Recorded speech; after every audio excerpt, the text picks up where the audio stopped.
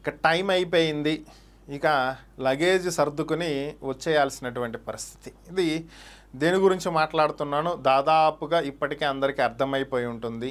2014 రాష్ట్ర విభజన సందర్భంలో అప్పటి కేంద్ర ప్రభుత్వం చెప్పినటువంటిది 10 ఏళ్ల పాటు ఏపీకి హైదరాబాద్ రాజధానిగా ఉంటుంది, తరువాత ఏపీకి రాజధాని వారు ఏర్పాటు చేసుకున్నది. సో దీని ప్రకారం కనుక చూసినట్లయితే జూన్ 2 తెలంగాణ ఆవిర్భావ దినోత్సవం కాబట్టి జూన్ 2, 2014 నుంచి జూన్ 2, 2024కి 10 సంవత్సరాలు పూర్తవుతుంది. సో మనం జూన్ 3వ తేదీ నుంచి హైదరాబాద్ మన రాజధాని కాదు, ఉమ్మడి రాజధాని అసలే కాదు, హైదరాబాద్ తెలంగాణకు మాత్రమే రాజధాని. ఇప్పటి వరకు ఇంకా ఏవైనా సరే కొన్ని ప్రభుత్వ రంగ సంస్థలు ఏవైనా హైదరాబాదులో ఉంటే వీళ్ళందరూ ఇక అన్నీ సర్దుకుని వచ్చేయాల్సినటువంటి పరిస్థితి.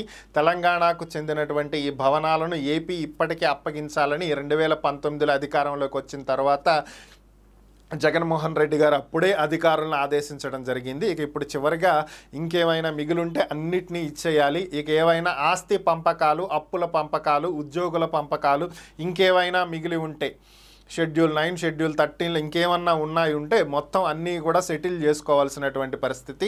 ఇక జూన్ 3 నుంచి టాటా బై బై సియు, మీ దారి మీది మా దారి మాది, ఇది మొత్తం సర్దుకుని ఏపీకి వచ్చేయాల్సినటువంటి పరిస్థితి. సో ఇక ఉమ్మడి రాజధానిగా హైదరాబాద్ కథ ముగిసినట్లే.